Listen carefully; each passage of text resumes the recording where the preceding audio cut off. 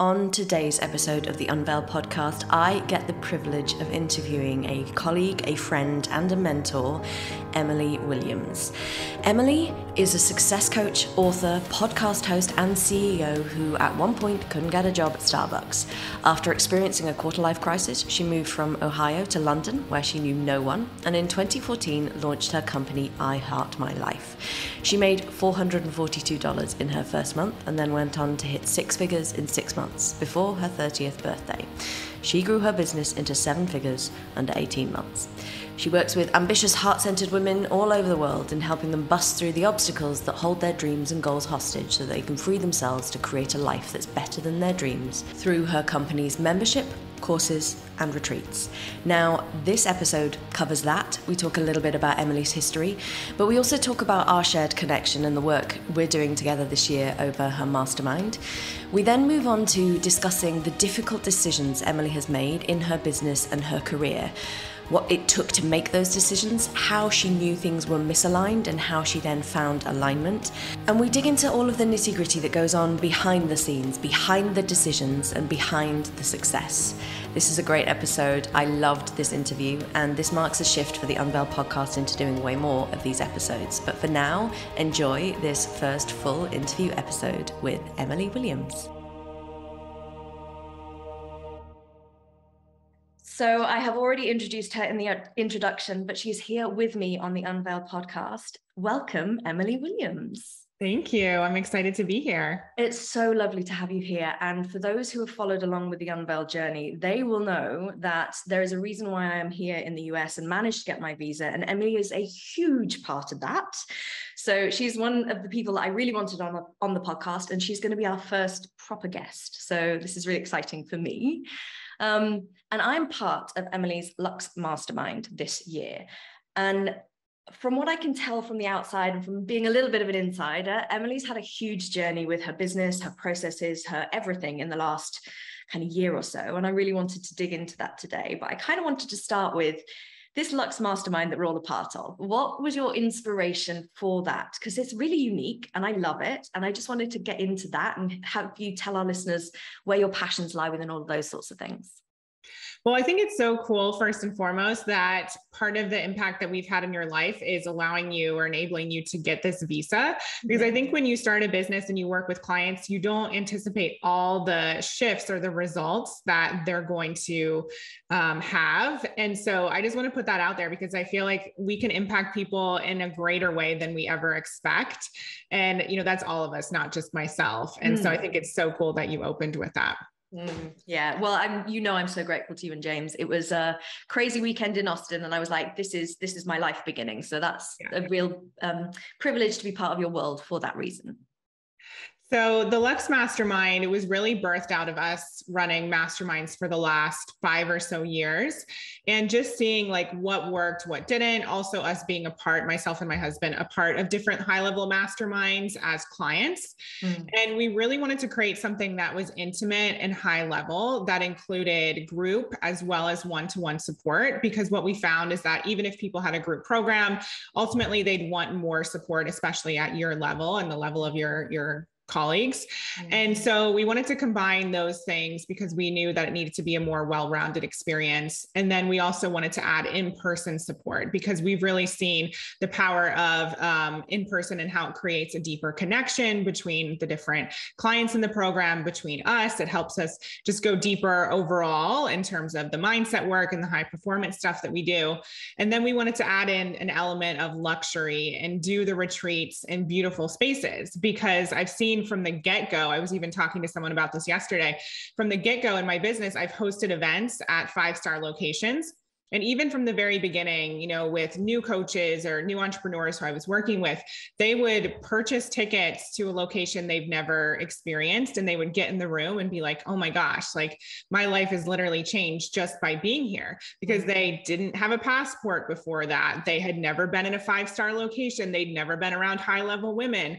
And so just seeing like half of the transformation happens just by putting yourself in a new environment. We knew because of that, we wanted to take all of our incredible clients to just life-changing places. And so that was kind of the basis for us putting all those different elements together. I love that, because it sort of speaks to that adage of, yes, you are the average of the 5 people you spend the most time with, but also where you spend that time makes a huge difference. I don't think we appreciate how much everything influences how we show up. Oh yeah, it totally does. And just getting yourself out of your comfort zone. And I know for me, being an introvert, getting into a group, let alone an incredible environment, that was always an up level. And so I just knew that the transformation required more than just sitting behind a computer. So that was a key piece. Absolutely. And like from experience, I mean, our listeners will know, the people who followed along, is that I kind of missed one of the major things that happened within this Lux Mastermind because of said visa. But I want to explore a little bit about that. But you did, just to make it really clear to people, Bora Bora, a trip in Bora Bora was a huge pillar of this whole year's experience. And that's like, that doesn't happen in your general mastermind. So yeah. Yeah, that was epic. And not just for the ladies who attended, but also for myself, our photographer, our event planner, and just, putting yourself into that environment, so cut off from the rest of the world, just so like pristine. I mean, there's no other word to describe it besides paradise. And I think for a lot of people, myself in particular, it's been this like vision board destination. And I'm really passionate about compressing your timeline and recognizing you don't have to wait until you retire, or that thing on your vision board doesn't have to stay up there for decades. You can literally bring it into the present moment. And when you do, everything starts to shift.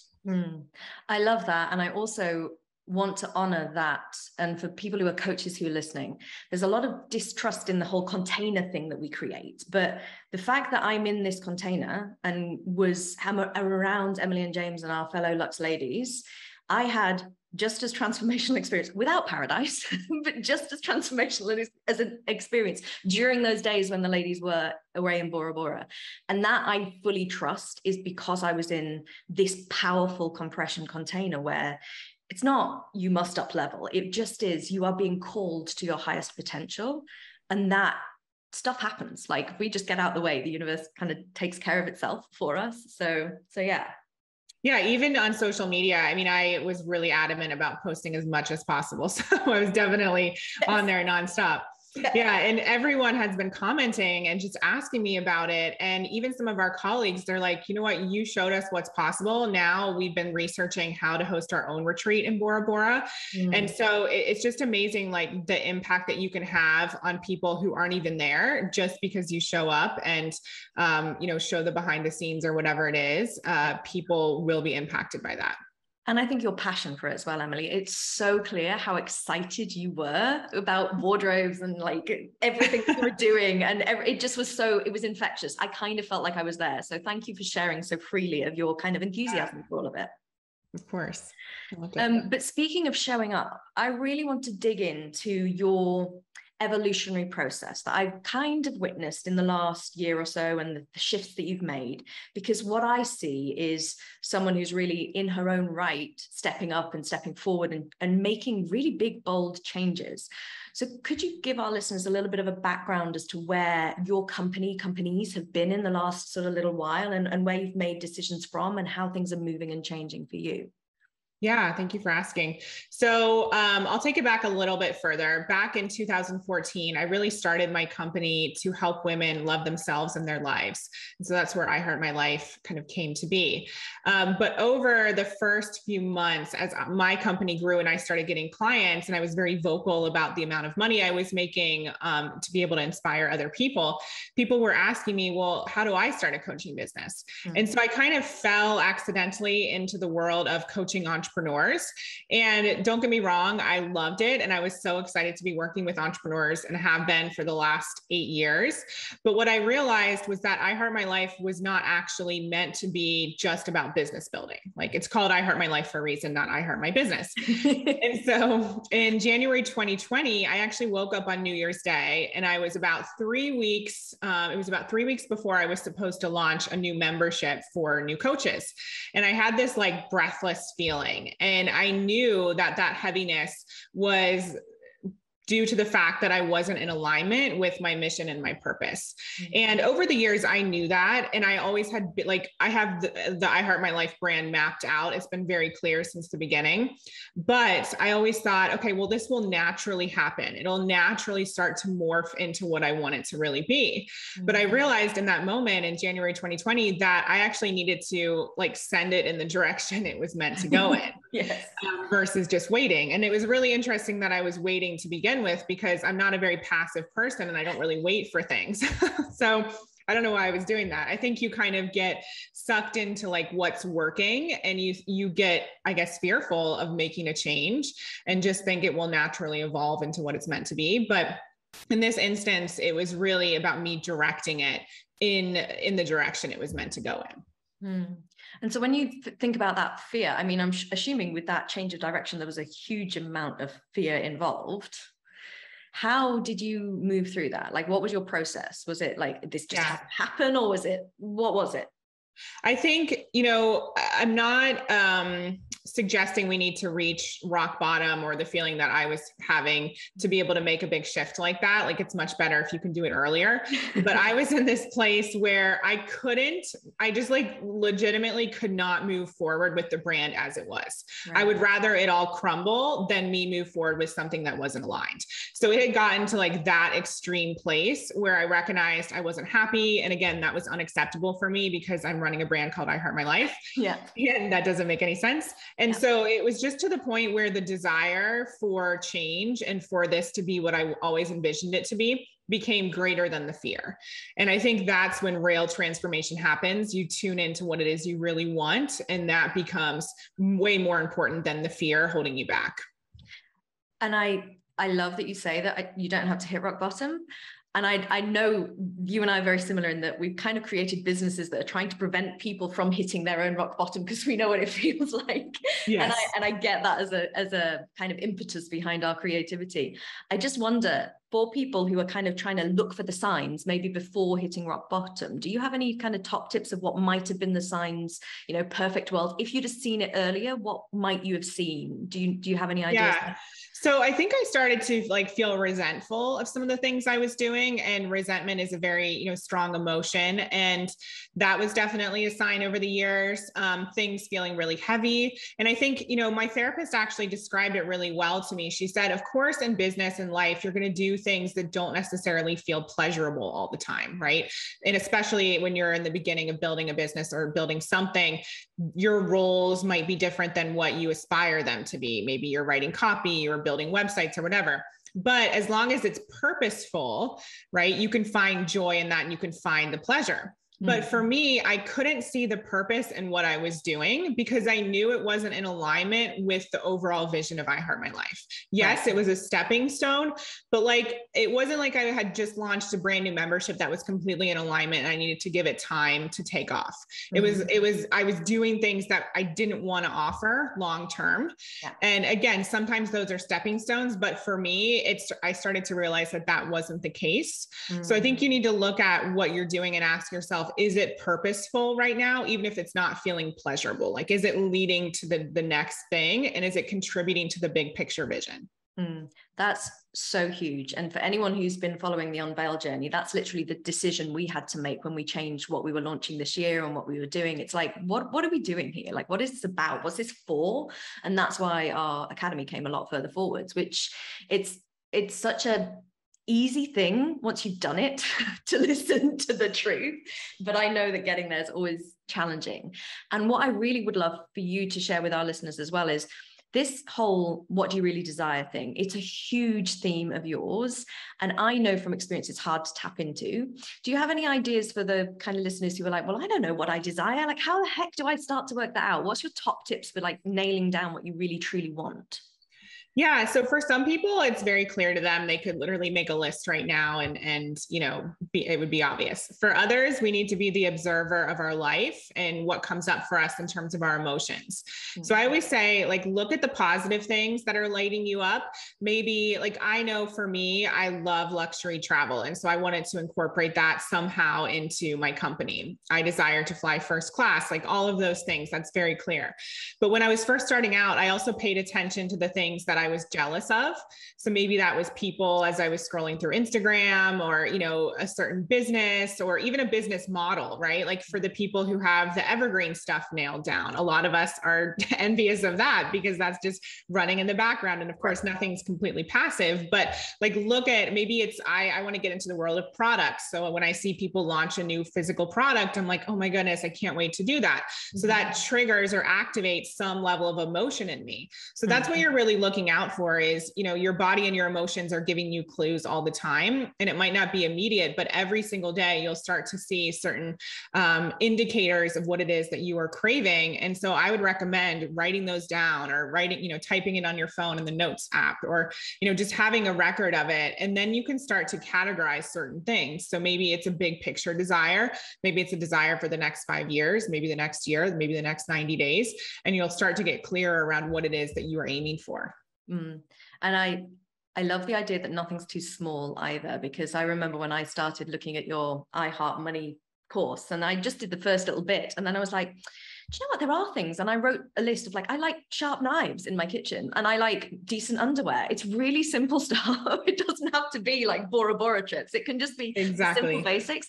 And it's really interesting because the very next week I moved into an apartment that had really nice knives and really nice wine glasses, and I was like, this is kind of coming true. So I bought my underwear. I was like, I'm going to do it if the universe is giving me this. So I think you just have to start sometimes and just put one foot forward and make a decision and start moving and see what happens. Yeah, thank you for giving me that example, because it also reminded me that one of my coaches over the years, he talked about, what are you tolerating? And so many of us are tolerating dull knives, underwear that's 10 years old, like how, you know, a closet that's unorganized, not having enough support with the kids, like whatever it may be. And so really being clear with yourself around what it is you're tolerating, because, you know, you're leaking energy and it's very draining when you're consistently tolerating little things in your life. And I remember when I first did an exercise around what I was tolerating, I had 62 things on my list. And so I started to look at them and just every single week kind of get into a flow of ticking things off. And again, some of them were bigger than others, and so they had to go in the big picture category.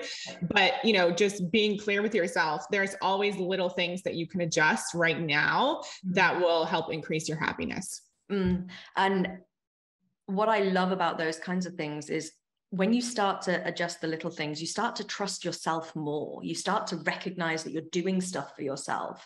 And the spin-off effect of that means that the bigger things that seem almost unachievable kind of get into the achievable category, and it just makes everything feel much more accessible. Exactly. Yeah. I think a lot of people don't trust their desires, or they feel bad about them. They worry about what people are going to think. I remember when we had our first big events in the UK, when I was living in London, a lot of people would come from the US and they'd be like, you know what, I don't know what my parents are going to think, because my family doesn't travel internationally. And, you know, what are people going to think of me? Are they going to think I'm bragging? And so often we're just in denial about what we want, or again, we don't want to admit it because of what the repercussions may be. And people allow their fears to stand in their way. Absolutely. Yeah. And I just want to double click on a couple of things that you said, because it's clear to me as kind of like a coach listening to you talk, so many times you've mentioned the physical, you've mentioned this kind of physical sense of an emotion, that physical sense you felt of being unable to breathe. And I think it's probably a little bit different to people who kind of just see Emily Williams, the kind of money strategy coach. It feels like a different kind of energy that you're talking about. Where does that really come in for you? Like, are you paying attention to business strategy most of the time? Are you like trying to do, I don't know, somatic tuning in? How do you live your life is kind of the question I'm asking. That's so funny, because I have a peer mastermind and we have a Telegram group, and I was chatting with them in there the other day, and I was like, I feel like I straddle realistic and heart-centered life. And it's true. And oftentimes I struggle with that because I am very heart-centered, and I really like, I don't know, there's a lot of people out there that can do stuff even if they don't care about it, but that's just not me. And so my heart has to be in what I'm doing. And it's just, I mean, I don't see any other way. I can't do it. But of course, like I said, there are times where we need to tune in to the things that are purposeful. They might not be our forever role or the thing we'll always do, but they're getting us towards the goal. And so there is a level of kind of being realistic in my mind. And I am very numbers based. You know, I love having a financial plan. I love looking at all of our budgets for our team and everything that we have. And I always believe that the money is always there. And so I think that's actually why people like working with me, because it's not so woo-woo in the sense that I'm telling you, just go on a mountain and manifest your life, your dream life. I'm like, we actually need to take action and have a level of like, what is the vehicle we're using right now? Maybe it's a business. Like, how is that going to help us reach our goals? Is it capable of helping us reach our goals? What tweaks do we need to make? So there is a level of also being grounded in reality and operating from that place as well. Great. And I tend to call that trust the universe, but play the game. It's kind of I like love that. my theory That's on so it. Good. Well, and we have like a merch line for you, because I can see that. See, this is how Emily's mind works, guys. It's just like you say over a sentence and she's got like 17 ideas about how to make it a business. So yeah, but it's great. And being in a container with Emily and James, her husband, who I'm going to get on this podcast on a separate occasion, but it's very lovely because it feels very holistic without feeling like it's just completely unstructured. And that suits someone like me. There is a real need to understand the nuts and bolts and learn the roadmap and then throw it away if you need to, but like, at least you know what you're throwing away. You're not just sort of blind faith. Exactly. Yeah. Thank you for saying that. And I will say, like, I think it might be easier if I was kind of in one camp or another, because sometimes it can be confusing, but that's where the level of like trusting yourself comes in, and just knowing, is this a moment to look at the numbers, or is this a Hail Mary moment where I throw the ball and I trust that it's going to be caught? Yeah. I love that. And it's for the person who like does businessy stuff, it's really difficult to market. I'm in both camps. I'm not going to niche myself, but it takes bravery. And that's something I see in you in absolute spades. So thank you for sharing all of that with us. Speaking of bravery, what's happening with I Heart My Life now? I know that big shifts happen in Bora Bora with your personal work and what you really see for you and what you want to do. So what's going on with the company, with you? Where's the direction moving? Yeah. So like I said, back in 2020, I had that big awareness, and that pivot included shutting, not launching that initial membership that I was thinking of launching, even though we were like 3 weeks away from the launch, shutting all of that down and really starting to focus on what I Heart My Life was meant to be. Mm-hmm. And for I Heart My Life, like it's been really interesting, because I actually kind of had to put that on the back burner for about 1.5 years. And that was a very strategic decision, because I knew that my coaching and consulting work was the thing that was the revenue generator, and that was what was going to bring in the money. And I Heart My Life, in my opinion, is meant to be a very a brand for the masses. Mm-hmm. It really is for all women who have ambition and want to create a life better than their dreams. And in my opinion, that should be all women in the world. So billions. Mm-hmm. But we're still working on that. And because not everyone believes that it's possible for them. Mm-hmm. But anyway, we'll get to that. So I kind of had to make some strategic decisions around what we would launch in the coaching and consulting space in order to like keep moving forward. And I absolutely love the Lux Mastermind. I love my money course, which is also under my coaching and consulting side of things. We've been doing VIP days and things like that. But what I've realized in the last few months, in particular to your point around Bora Bora, is that in order for me to give my all to I Heart My Life and to also make it very clear to people what I'm all about, I have to let the coaching and consulting side of things, the entrepreneur space essentially, kind of go. And it honestly hasn't been that scary, because I have full faith and trust that this brand is what I'm meant to do, and that people will resonate with what we have coming up down the pipeline. And, it's again, coming back to that heart-based feeling. And I remember my therapist she said, it's not likely that you're going to make less money following your heart.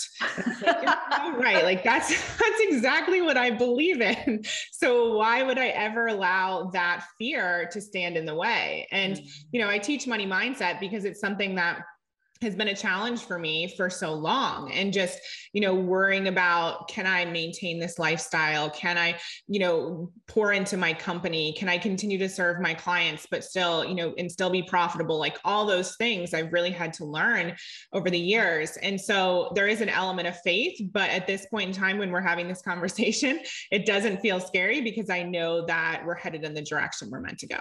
And I just love that idea of money mindset, because the way I see you doing money mindset is kind of money mind heart set. It's like you link them up, and it's not just, oh, believe it's all there. There's kind of this flow of energy ethos underneath it all, which is like the energy's there, the resources are there, it's always there. It's just how do you accept it coming towards you? And you kind of touched on this a little bit earlier, where people don't always believe it's possible. So do you have any top tips for moving through our own beliefs? Because there's a million and one reasons why people don't believe abundance is possible for them or prosperity is possible for them. But how have you moved through that? Like, it's difficult to, it's absolutely possible, I just need to, whatever it is. What's that journey? What's that trajectory? So in the beginning, it was very much observing other people doing what I wanted to do. And so I started to see amazing female entrepreneurs building successful businesses. I had a coach at the time. She was very instrumental in helping me build or transform my money mindset. And she used to say things like, you can turn your annual salary into your monthly salary. And I was like, what? I was making, I don't know, 25 grand a year as a matchmaker. And I was thinking, how could I make 25 grand a month? I don't know anyone making 25 grand a month. So then I realized I better start to know people making 25 grand a month, because that's going to impact my reality and help me see what's possible. And so I started to put myself into different group programs with people who were doing big things. Like I said, I followed certain mentors, and I started to expand my belief in what was possible for me. Because the initial goal was really for me around money. It was to replace my current salary and then hit six figures so I could go full time in my business. And I ended up doing that really quickly within my first 6 months, and then went on to hit seven figures within my first 18 months. And so that kind of like threw my belief out the window, in the sense that I didn't know that was possible for me. And so that obviously was real life proof and helped expand my reality. But I think for people who maybe it's not a money goal, maybe it's something else, like you just have to pay attention to all the ways that you're expanding and saturate your mind with reminders of what other people are capable of. And again, instill that belief in yourself and know that if other people are doing it, you can do it too, because they are just humans having this experience and no different to you. And success always leaves clues. So following them can also give you an idea of how to create that for yourself. And it's not just clues of like, this is the roadmap of how to do it. It's the way those people live. And you're absolutely right. We talk about like having nervous system experience for the thing that you're trying to move towards or trying to get comfortable with. But that doesn't have to be your experience. That can be witnessing other people having a real experience. And Emily very briefly shares her journey of like making a lot of money very quickly, but that is real. That's a real potential for people. And it's belief all the time. It's like believing that things are possible. And a big part of my experience with you and working in this world is like, just keep expanding, keep questioning assumptions, keep questioning the things that we take as given, and what can happen if you truly let your heart speak rather than thinking in strategy and like data. Yeah, I love the way that you phrase that. And it could be anything, and not everyone has a strong belief in themselves, but you can see other people doing something. And so it's really hard to deny that it's possible. So whether it's, the book, the New York Times bestselling book, or a product line in Target, or a show on TV, like whatever it may be, or something simple where, I'm always inspired by people's health journeys and how they transform their lives. And just recognizing that those examples are just showing you what's possible for you too. Absolutely. And what I love about you is that you have a really great business partnership, professional relationship with your husband. So how does that work? Like, I know how it works with my business partner and professional ally, and we're not like in a relationship, and that's very safe for me. But I'm sure there's issues. Like, are there issues? Let's give me the like details whilst he's not here.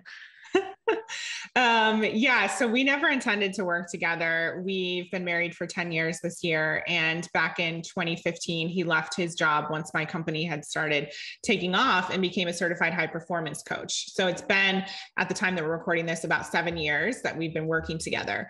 And it was really interesting in the beginning because I always had my fingers crossed that he'd be my COO or, director of operations, but that's totally not him. He's a coach through and through and would not want to deal with that. And so one of the things that we had to really kind of come to terms with is that we work very differently. And I'm actually the owner of the company and the boss, and he's more of an employee mindset. And that works for him. Like, he loves being a part of all of our programs. He loves being a coach. He loves having his own clients, but he's not like one to say, oh, I want to go out and, set up this funnel and create my own website and do all this marketing for myself. That's really not him. Like, he is a coach.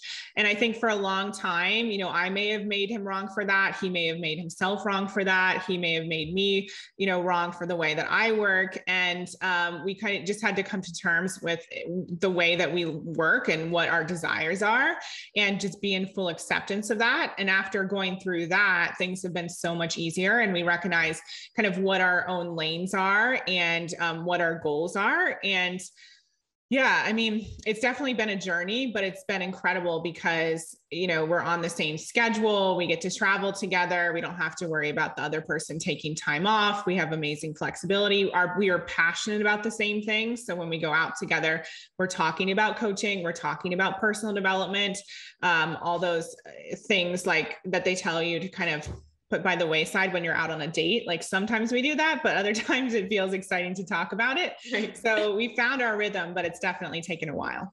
Yeah. And I love, and thank you for sharing that so honestly and openly, because it seems like everyone ends up at the end point and the process is lost along the way. And you've been a witness, and people will know by the time they listen to this podcast that Brace and I have been on our own journey, and we really do have to honor right people, right seats. And it's a very similar dynamic. I think, James is a manifestor, Brace is a manifestor. People who listen will understand what that means. And they're very similar. And we just had this conversation where he's a coach through and through. And like, has the employee mindset. And I'm a bit like you. I was like, I just kind of want someone who can do all, no, that's my role. And I need to step into it.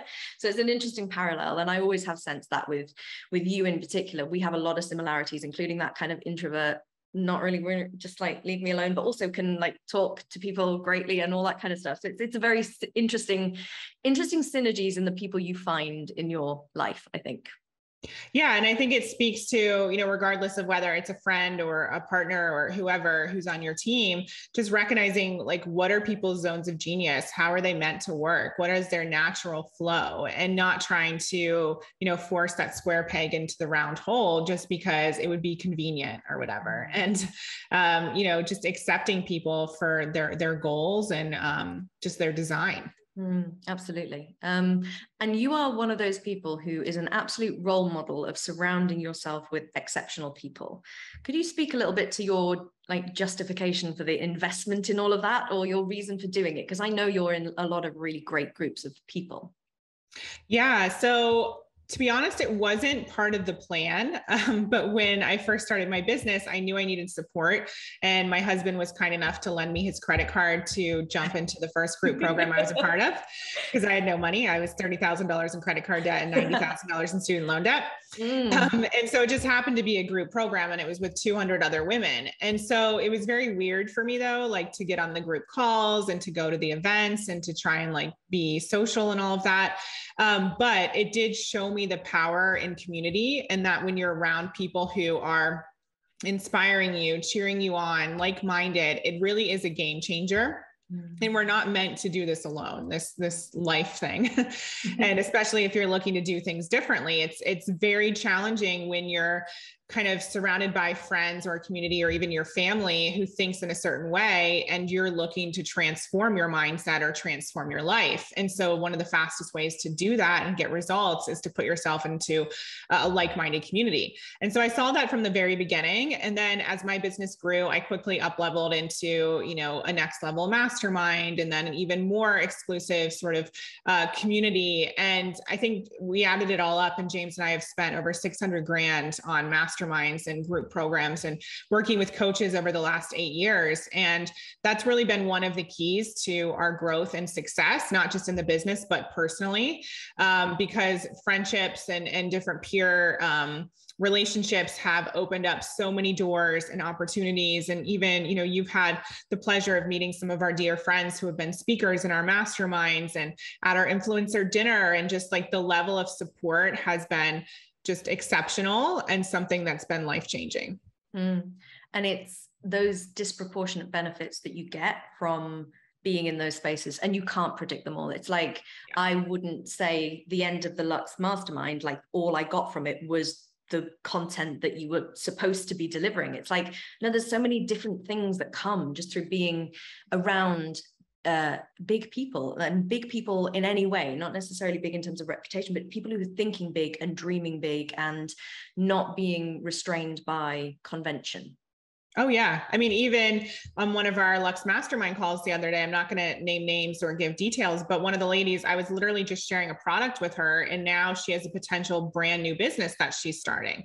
And like, so you can't, like you said, you can't predict all of the outcomes, but you just know that you're going to be up leveled when you put yourself into a community like that, or you attend a networking event or whatever it is, and get yourself out of your comfort zone. Yes.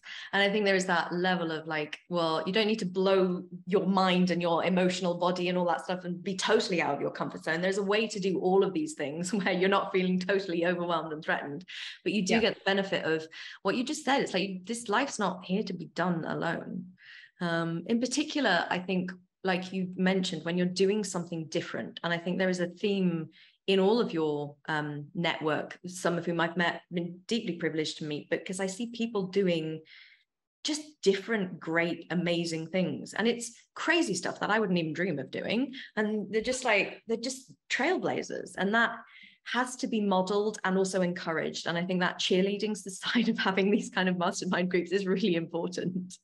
Oh, yeah. And even, a simple thing like seeing that one of my friends is doing her podcast on video and like professionally recording all of them, like that just opened my awareness to what was possible. And it doesn't have to be as complicated as I'm making it in my mind. Mm-hmm. And, just the support from your community to take brave steps that you otherwise might not have done if you weren't supported in that way. Absolutely. Yeah. I mean, I have no doubt that our company wouldn't be where it's going had I not had the support of people to just be sounding boards almost, to say, is this a really stupid idea? Because they'll say yes if it is. That's the great thing about people who are kind of at this level. They will look at you and go, don't be ridiculous. In fact, Emily has been doing that most of the year when she listened to the things that I was trying to do.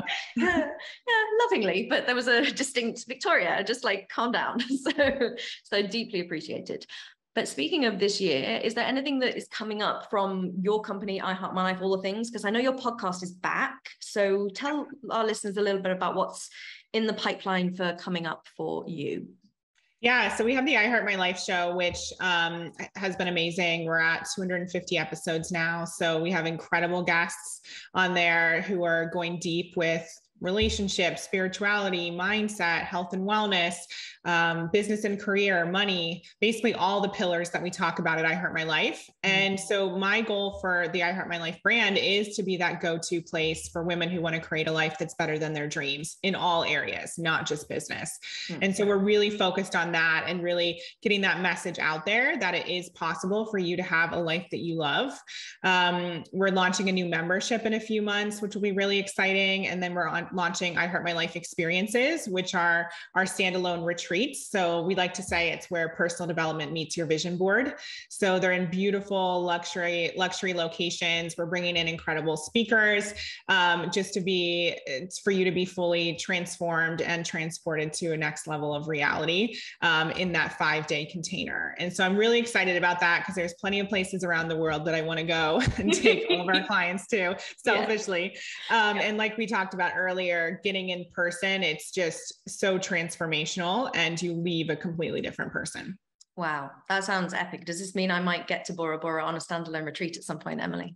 Yes, it does. Yeah, we've been talking about the locations and I'm like, we can't not do Bora Bora. Like that has just been, everyone's been raving about it and excited. Well, and I think it's from the outside, and obviously I was a little bit inside, but from the outside, it was when you shared on that day in Austin, when I signed up to this, it was when you shared about Bora Bora that I kind of was like, oh, there's something really special here.